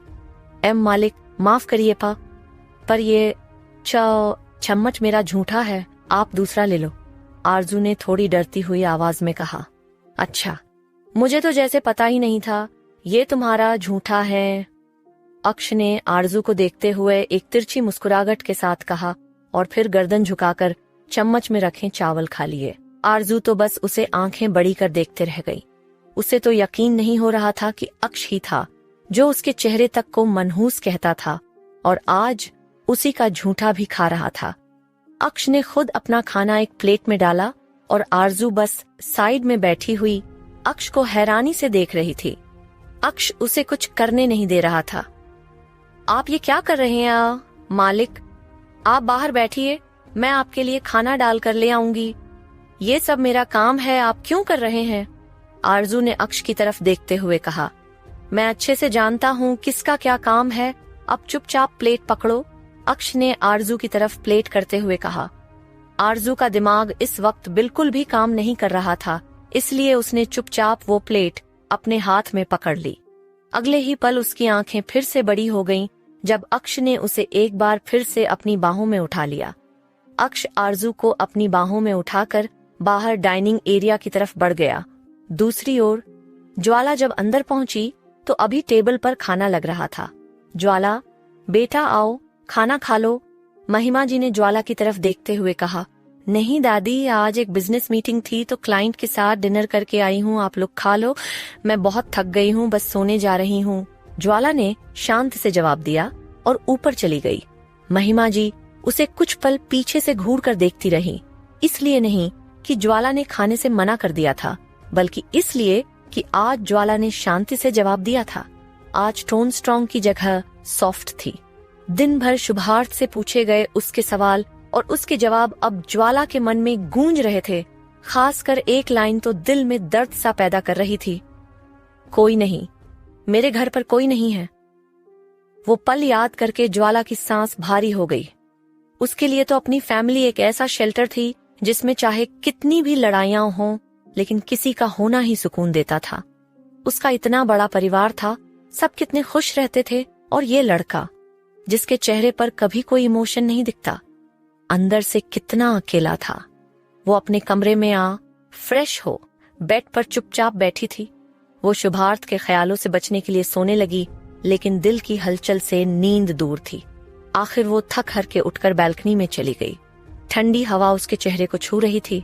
सामने चांद आसमान में पूरे जोरों से चमक रहा था।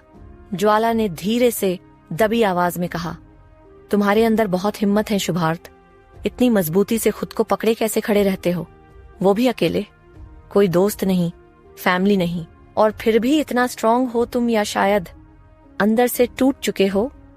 उसकी आंखें हल्की सी भीग गई थीं। उसने मन में सोचा, आज पहली बार मुझे उसके लिए सच में चिंता हो रही है, और शायद ये बस चिंता नहीं, गिल्ट भी है।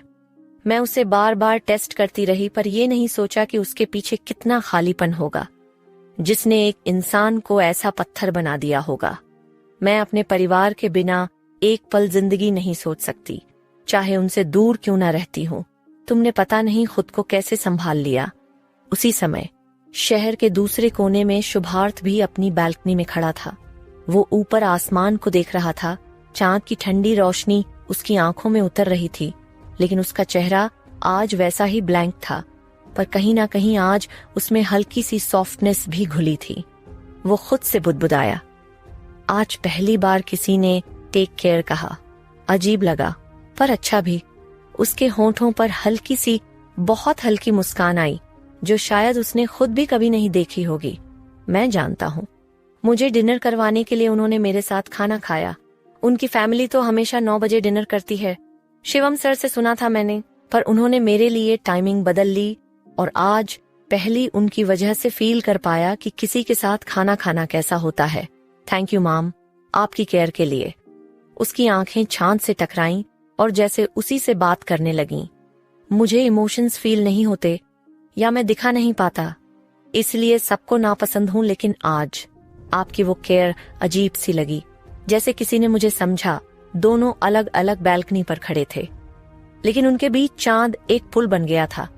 ज्वाला की आंखों से आंसू बह रहे थे, पर चेहरे पर एक अजीब सी सॉफ्टनेस थी। और शुभार्थ, जिसकी दुनिया हमेशा खाली थी, उसने पहली बार किसी की बात दिल से महसूस की थी। रात का सन्नाटा भारी था, लेकिन उस सन्नाटे में दोनों दिलों की धड़कनें धीरे धीरे एक दूसरे तक पहुंच रही थीं। ज्वाला ने मन ही मन कहा, क्यों लग रहा है कि ये लड़का सिर्फ बॉडीगार्ड या मैनेजर नहीं, बल्कि मेरी जिंदगी से किसी गहरी डोर से जुड़ जाएगा। शुभार्थ ने मन ही मन विस्पर किया, मुझे इमोशंस नहीं आते, पर आज पहली बार लग रहा है कि कोई है जो मेरी परवाह करता है। दोनों ने अलग अलग पर एक ही पल में चांद की तरफ देखा, और चांद की रोशनी जैसे उनके दिलों में उतर गई। डन। विला में खाने की हल्की खुशबू फैली हुई थी। खाने की खुशबू जितनी अच्छी थी, उतना ही बनाने वाले का मन भी खुश था। आरजू इस वक्त किचन में खाना बना रही थी। आज उसके चेहरे पर डर या आंखों में आंसू नहीं थे, बल्कि एक सुकून और खुशी थी। होंठों पर एक मीठी सी मुस्कुराहट थी। खाना बनाते वक्त भी कल रात की मीठी यादें उसके दिमाग में चल रही थीं। फ्लैशबैक। अक्ष उसे किचन से लेकर बाहर आ गया और डाइनिंग टेबल पर कुर्सी पर बिठा दिया। आरजू ने प्लेट टेबल पर रख दी और खड़ी होने लगी, लेकिन अक्ष ने उसके कंधों को पकड़ उसे फिर से कुर्सी पर बिठा दिया और खुद जमीन पर उसके आगे बैठ गया। मालिक, आप नीचे क्यों बैठ रहे हैं? मैं आरजू ने थोड़ा हैरान होते हुए बोला। अक्ष ने उसके होठों पर उंगली रख दी, जिस पर आरजू उसकी आंखों में देखने लगी और खामोश पड़ गई। थोड़ी देर के लिए कुछ मत कहो, मेरी बात सुनो बस। मैं जानता हूं बहुत गलतियां हुई हैं मुझसे, पर क्या तुम मुझे माफ करोगी आरजू? मैं जानता हूं बहुत दुख दिया है मैंने तुम्हें, बहुत कुछ कहा भी है। माफी मांगने लायक नहीं हूं मैं, लेकिन फिर भी तुम्हारी माफी चाहता हूं आरजू। माफ कर दो आरजू प्लीज। आरजू बस अक्ष को देख रही थी, जिसकी आंखों में पछतावा साफ दिखाई दे रहा था। आरजू के साथ बचपन से ही बहुत बुरा व्यवहार हुआ था, लेकिन कभी किसी को महसूस ही नहीं हुआ कि उसने आरजू के साथ गलत किया। पर आज पूरे एशिया में one of the top business tycoon उसके सामने घुटनों के बल बैठकर माफी मांग रहा था। कोई बात नहीं, आप उठ जाइए, मुझे अच्छा नहीं लग रहा। आप इतने बड़े आदमी हैं और मैं तो कुछ भी नहीं हूँ। मैं आपसे नाराज नहीं हूँ, आपकी सॉरी रख ली मैंने। आरजू ने बड़ी मासूमियत से अक्ष की तरफ देखते हुए कहा। अक्ष के चेहरे पर एक मुस्कुराहट आ गई थी। अक्ष ने आरजू के थोड़ा और करीब आते हुए उसकी आंखों में झांक कर बोला, क्या एक और चीज रखोगी आरजू? आरजू उसकी आवाज और आंखों में एक खिंचाव सा महसूस कर पा रही थी, जिससे उसके दिल की धड़कनें बढ़ रही थीं। क्या? आरजू ने धीमी सी आवाज में कहा। अक्ष थोड़ी देर तक आरजू की घबराई हुई आंखों में देखता रहा। अक्ष की आंखें तो आरजू से बहुत कुछ कह रही थीं, पर वो अभी आरजू को अनकंफर्टेबल नहीं करना चाहता था। इसलिए उसने एक छोटी सी स्माइल के साथ कहा, बाद में वक्त आने पर बताऊंगा। चलो पहले खाना खा लो, तुम्हें भूख लगी होगी ना, साथ में तुम्हें अभी दवाई भी लेनी है। अक्ष ने जितने प्यार से बोला था, आरजू का दिल भर आया था। आज तक किसी को फर्क नहीं पड़ा कि उसने खाना खाया था या नहीं, ना इतने प्यार से किसी ने बात की थी। अक्ष ने प्लेट से खाना लेकर आरजू के होठों के पास लाया, पर जब उसकी नजरें आरजू पर दोबारा आईं, तब तक आरजू के आंसू बह चुके थे। अक्ष थोड़ा घबरा गया था। क्या मुझसे अभी भी नाराज हो? मेरी बातें बहुत बुरी लगी तुम्हें। तुम जो सजा दोगी मुझे मंजूर होगी, पर प्लीज रो मत आरजू, अक्ष ने परेशान आवाज में कहा। आरजू ने ना में गर्दन हिलाते हुए अक्ष की तरफ देखा। ऐसा नहीं है मालिक, बस ऐसे ही। अगर मेरी माँ होती तो वो भी ऐसे ही प्यार से बोलती मुझे खाना खाने को। आरजू का गला भर आया था, वो इसके आगे कुछ बोल नहीं पा रही थी। अक्ष ने निवाला दोबारा से प्लेट में रख दिया और अगले ही पल आरजू को अपने सीने से लगा लिया। आरजू की धड़कनें तेज हो गई थीं। अब तो मानो उसके दिल में भूकंप ही आ गया था। उसका दिल तो जैसे धड़क धड़क कर सीने से बाहर आने वाला हो गया था। अक्ष ने प्यार से उसकी पीठ पर हाथ रखा और उसके बालों को सहलाते हुए कहा, मैं कभी तुम्हारी माँ की कमी पूरी नहीं कर सकता, क्योंकि माँ जैसा दूसरा इस दुनिया में कोई नहीं होता, लेकिन कोशिश करूंगा उन जैसा प्यार देने की, ताकि तुम्हें थोड़ा अच्छा महसूस करवा सकूं। तुम सच में बहुत अच्छी हो आरजू। मैं विश्वास के साथ कह सकता हूँ कि तुम्हारी माँ आज जहाँ भी होगी, तुम्हें देखकर बहुत खुश होती होगी कि तुम उनकी बेटी हो। उन्हें प्राउड होता होगा तुम पर। आजकल की दुनिया में तुम एक साफ और नेक दिल वाली लड़की हो, जिसे पाने के लिए पता नहीं कितना पूजा पाठ करना पड़ता होगा। अक्ष ने आरजू को शांत करते हुए प्यार से उसके बाल सहलाकर कहा। अक्ष की बातें आरजू के जख्मी दिल पर मरहम सी लग रही थीं। आज तक तो लोगों ने उसे मनहूस कहा था, कलमुही, परिवार पर कलंक, पता नहीं क्या क्या कहा था, लेकिन आज पहली बार किसी ने उसे महसूस करवाया कि वो सच में एक बहुत अच्छा इंसान थी, जिस पर उसकी माँ को गर्व होगा। आप भी बहुत अच्छे हो, आरजू ने सिसकते हुए कहा और अपना चेहरा अक्ष के सीने में और ज्यादा छुपा लिया। अक्ष थोड़ी देर उसी तरह उसके बाल सहलाता रहा और आरजू के आंसू अपने आप अक्ष की शर्ट से रिसते हुए उसके दिल पर तेजाब से लगते रहे। आज तो तुम्हें रोने दे रहा हूं, पर वादा करता हूं आज के बाद तुम्हारी आंखों में कभी आंसू नहीं आएंगे। जो दुख तुम्हें मैंने दिया, जो दुख तुम्हें इस दुनिया से मिला, बहुत था। आज के बाद तुम बस हंसोगी आरजू और हमेशा खुश रहोगी। मेरी चामुंडा देवी की दुआ लगी है कि मुझे चाची माँ जैसी प्यारी और मासूम सी लड़की मिल गई। अक्ष ने आरजू को अपनी बाहों में और कसते हुए कहा, जिस पर दोनों के बदन छू गए। आज सिर्फ दोनों के बदन नहीं छुए थे, बल्कि आत्माएं भी एक दूसरे से मिल गई थीं। कितने सालों से जिस सुकून की उन्हें तलाश थी, आज उन्हें मिल चुका था। आरजू को अक्ष की बाहों में एक सुरक्षा सी महसूस हो रही थी, और वही अक्ष को अपनी रूह से बिछड़ा हुआ टुकड़ा मिल गया था, जिसके होने से उसे वो सुकून मिल रहा था जिसके लिए वो बेचैन हो चुका था। थोड़ी देर बाद आरजू खुद अक्ष से अलग हो गई। उसकी पलकें झुकी हुई थीं। अक्ष ने प्यार से आरजू का चेहरा अपने हाथों में भर लिया और उसके आंसू साफ कर दिए। जो दुख तुम्हें मेरी वजह से हुआ, अब उसकी पेनल्टी भरने के लिए मैं कुछ भी करूंगा, अक्ष ने प्यार से आरजू से कहा। आरजू ने ना में गर्दन हिलाते हुए कहा, इसकी कोई जरूरत नहीं है मालिक। वो तो आरजू इतना ही बोल पाई थी कि अक्ष ने उसी पल उसे टोक दिया। पहले तो तुम मुझे मलिक बोलना बंद करो, मैं तुम्हारा मालिक नहीं हूँ। वो सब मैंने गुस्से में कह दिया था, मुझे माफ कर दो। तुम मुझे अक्ष कह सकती हो। आरजू ने एकदम से आंखें उल्लू जितनी बड़ी कर ली और जोर से ना में गर्दन हिला के बोली, नहीं जी, मैं आपका नाम कैसे ले सकती हूँ? आप तो मुझसे बड़े हो। आरजू की प्यारी सी सूरत देखकर और उसकी भोली सी बातें सुनकर अक्ष को हंसी भी आ रही थी और प्यार भी। वो तो आरजू को बहुत सारा प्यार करना चाहता था, उसके पूरे चेहरे को चूमना चाहता था, लेकिन इस वक्त उसे खुद को काबू में रखना पड़ा। तो फिर कुछ और कह लो, लेकिन ये नहीं, मुझे अच्छा नहीं लगेगा। बार बार मुझे याद आएगा कि मैंने क्या किया था, अक्ष ने उदासी भरी आवाज में कहा। वो सब बस एक गलत फहमी थी। जो भी हुआ उसे भूल जाइए। वैसे भी यहाँ पर रहकर मुझे इतना काम नहीं करना पड़ा जितना मैं पहले करती थी। आप मुझसे गुस्सा थे, लेकिन आपने मुझे रहने को कमरा दिया। मेरे पास कपड़े नहीं थे तो कपड़े लाकर दिए, खाने को खाना दिया। आप नहीं जानते, आपने तो बुरा करते हुए भी मेरे साथ बहुत अच्छा ही किया है। और जो आपकी बातें बुरी भी लगी होगी, उससे कई गुना ज्यादा बुरी बातें मैंने सुनी है। आज सिर्फ आपकी वजह से मुझे एहसास हुआ कि अगर माँ होती तो कैसी होती। आरजू ने नम आंखों से कहा। उसकी आवाज फिर से भारी हो रही थी। बस आरजू, अब और नहीं रोना है। मैं तुम्हारा ख्याल रखूंगा। तुम यहाँ पर मेरे साथ रहो। मेरी वजह से तुम्हारी नौकरी गई है, इसलिए तुम मेरे यहाँ काम करो। मेरे लिए खाना बना दो सिर्फ, और बदले में जितना वो होटल वाले तुम्हें पे करते थे, मैं उससे डबल कर दूंगा। मेरी दोस्त बनकर रहो आरजू, प्लीज। अक्ष ने आरजू की आंखों में देखते हुए रिक्वेस्टिंग टोन में कहा। आरजू अभी भी झिझक रही थी।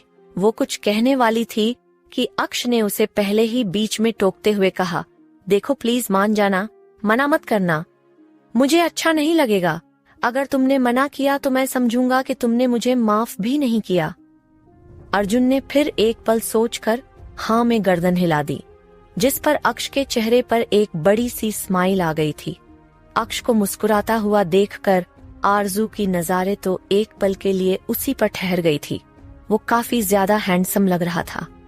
आरजू ने फिर अपने दिल को बेकाबू हो धड़कता महसूस कर आंखें झुका ली। अक्ष ने फिर उसे अपने हाथों से खाना खिलाया और उसके साथ उसी प्लेट में खाया भी। आरजू का दिल बेकाबू सा हो गया था, क्योंकि वो दोनों कपल्स लग रहे थे। साथ ही उसका मन अक्ष के अच्छे बिहेव से काफी हल्का भी हो गया था, क्योंकि पहली बार उसे कोई समझ रहा था, कोई अपनापन महसूस करवा रहा था, कोई कह रहा था कि वो उसके साथ है।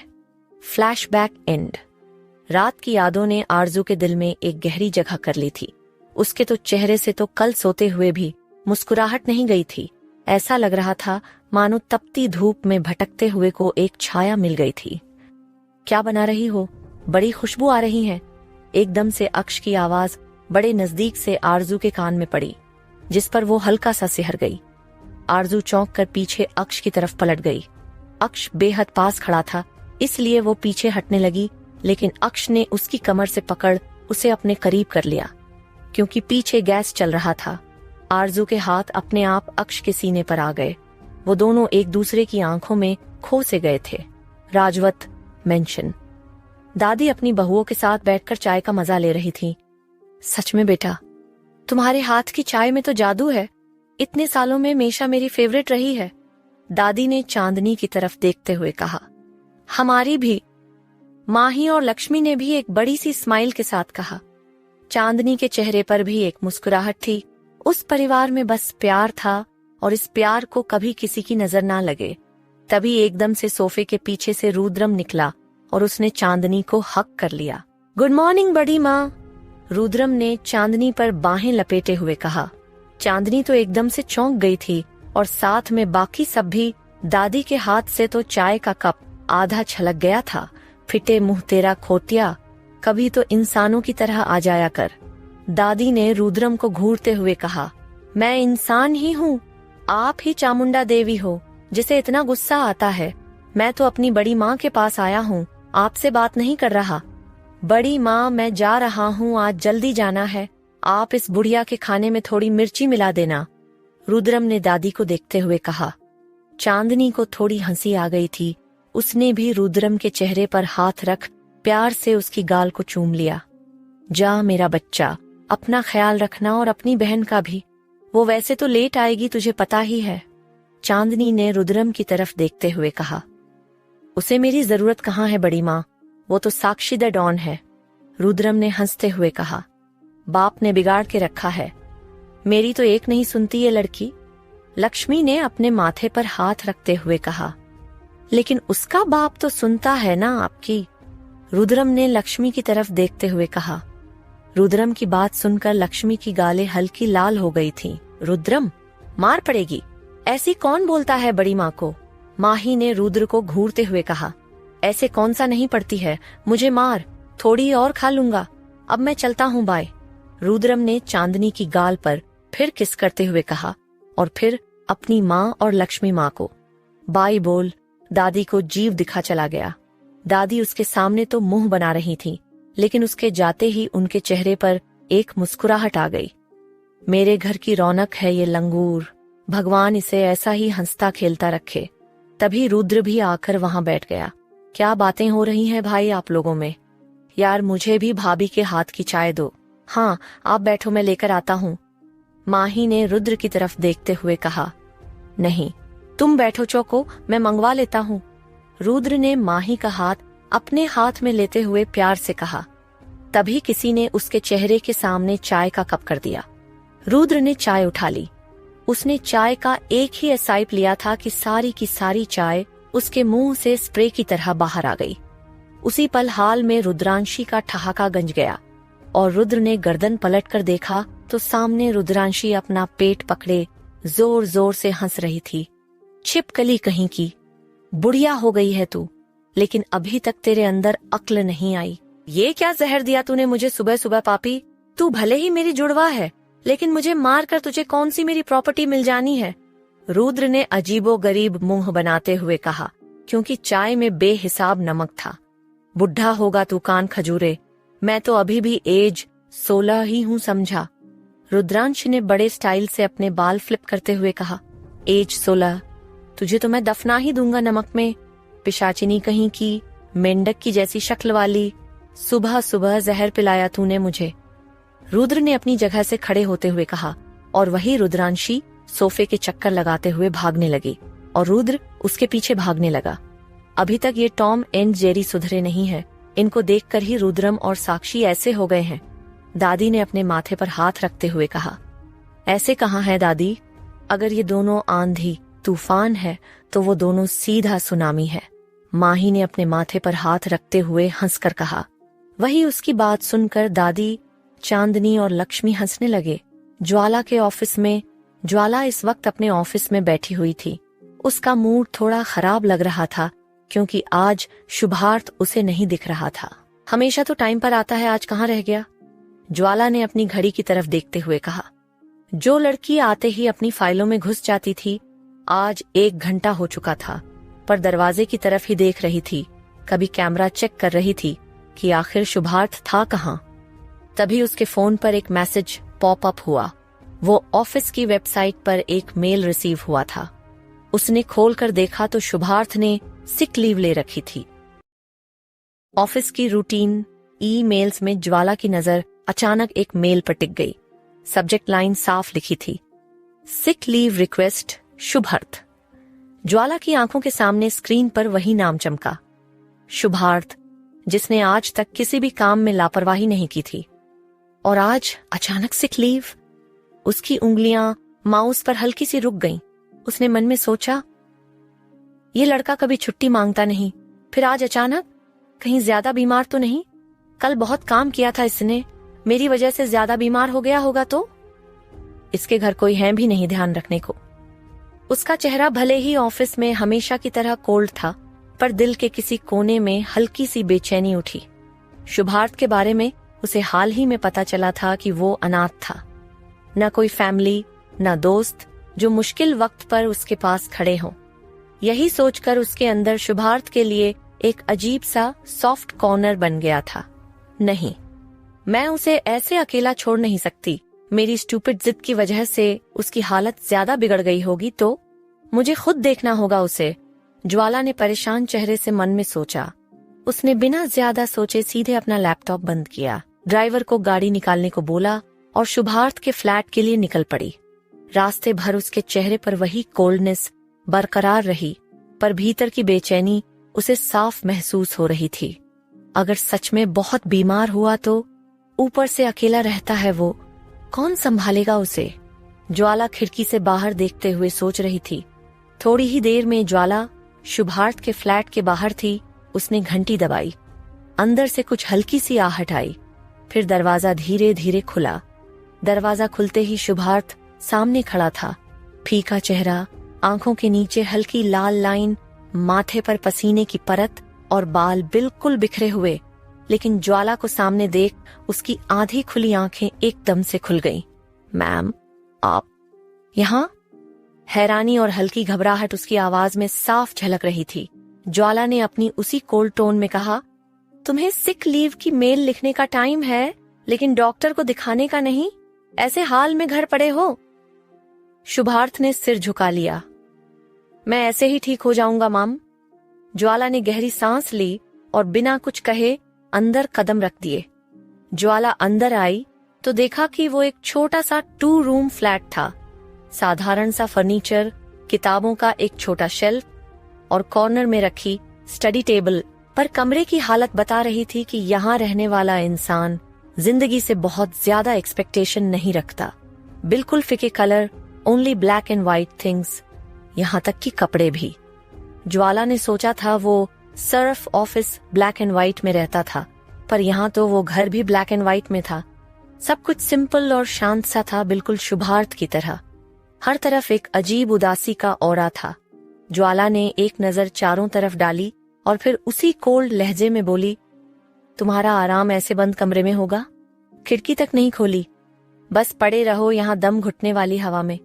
शुभार्थ ने फिर पलके झुका ली, पर पहली बार उसे ज्वाला का डांटना कुछ अच्छा सा भी लग रहा था।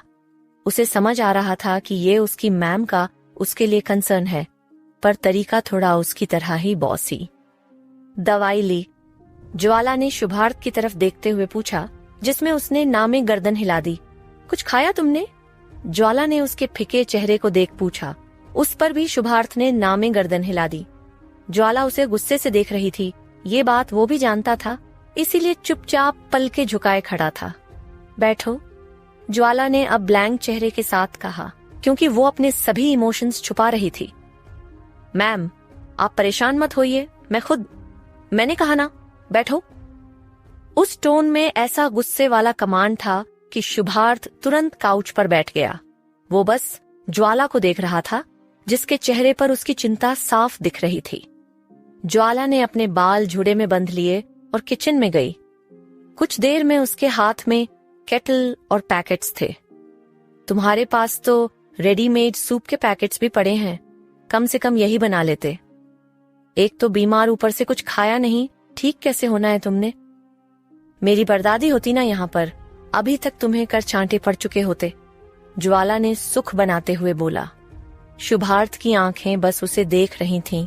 उसने मन में सोचा, क्या ये वही ज्वाला मैम है जिन्हें मैं आज तक ऑफिस में देखता था, सब पर हुक्म चलाते, जो कभी किसी की बात सुनती नहीं, और आज खुद मेरे लिए मेरे फ्लैट पर आकर सूप बना रही हैं। ज्वाला कॉरपोरेशन की सीईओ, जिसका वो एक मामूली सा मैनेजर और बॉडीगार्ड था, आज उसके घर आकर उसके लिए काम कर रही थी। जो बात उसे हजम नहीं हो रही थी। कुछ देर बाद ज्वाला एक गर्मा गर्म सूप से भरा बोल लेकर आई, जिससे स्टीम निकल रही थी। ज्वाला ने सूप शुभार्थ के आगे रखते हुए बोला, गरम है, धीरे धीरे पीना। शुभार्थ ने उसे एक नजर देख से बोल उठाया, थैंक यू मैम, पर आप इतनी तकलीफ क्यों कर रही हैं?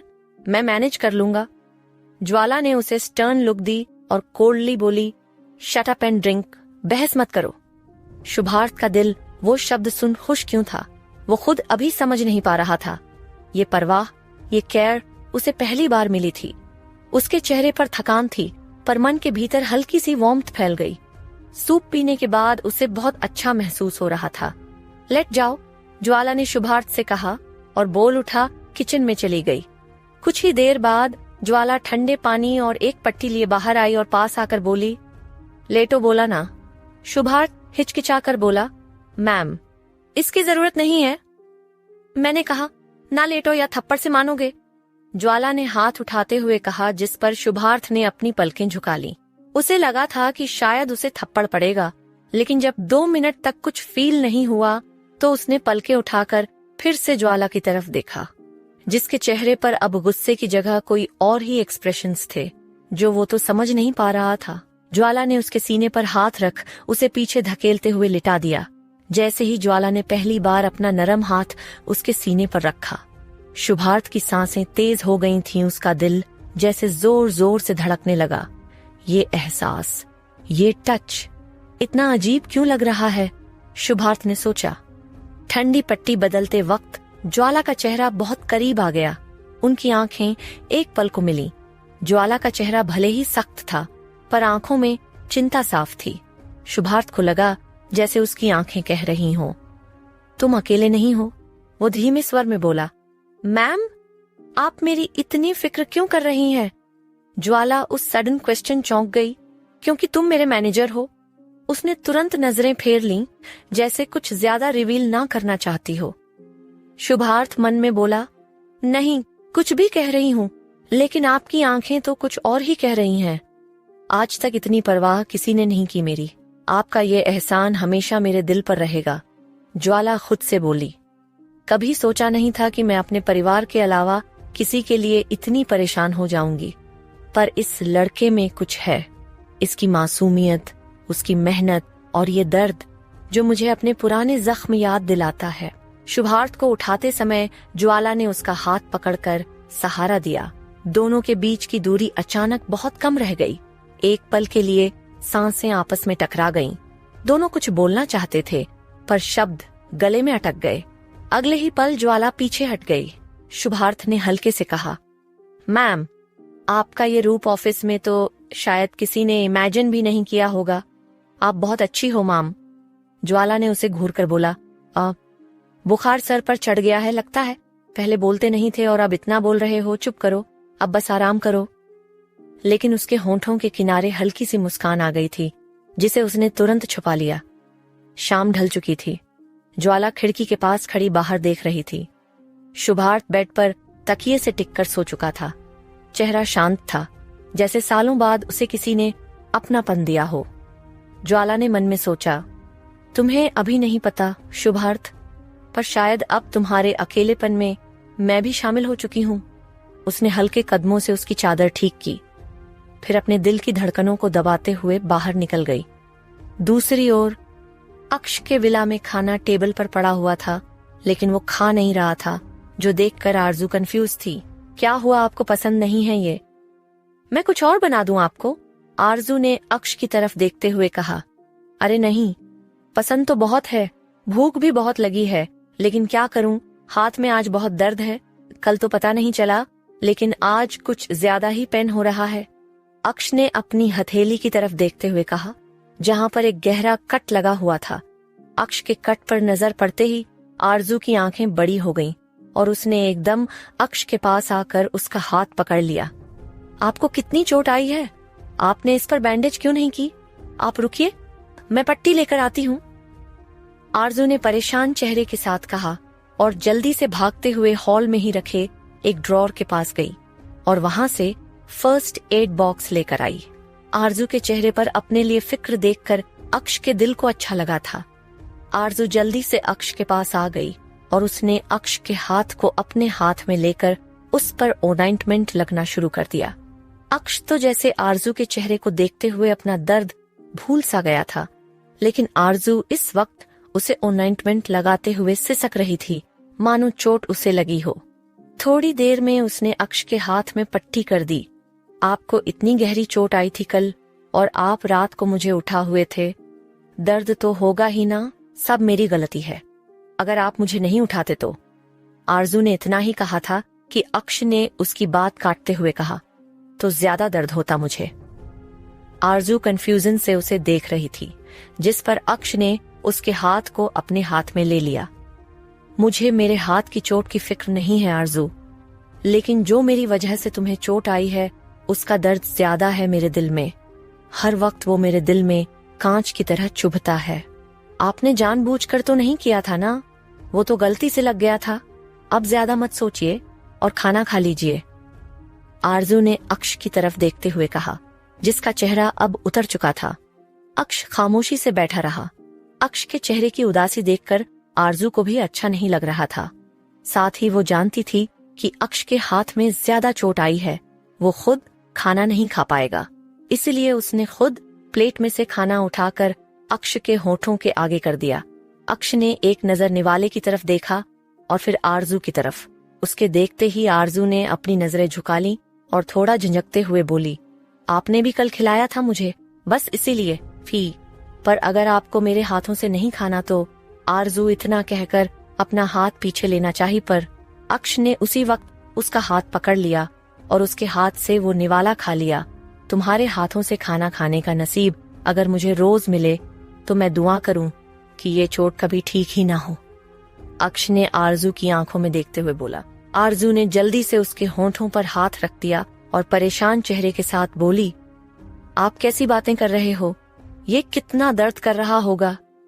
अक्ष ने आरजू का हाथ अपने होठों से हटाते हुए अपने हाथ में ले लिया और उसकी आंखों में देखकर बोला, इस दर्द से ज्यादा सुकून तुम्हारे हाथों से खाना खाकर मिलेगा मुझे आरजू। सच में बहुत अच्छा खाना बनाती हो तुम। चलो अब खिलाओ मुझे।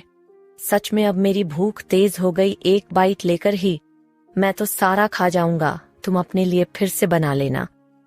अक्ष ने किसी एक्साइटेड बच्चे की तरह कहा। आरजू के चेहरे पर एक मुस्कुराहट आ गई और उसने अक्ष को अपने हाथों से खाना खिलाना शुरू कर दिया। घर में तो ये लड़का खुद ही खाना खाता था, यहाँ तक कि जब 10 साल का था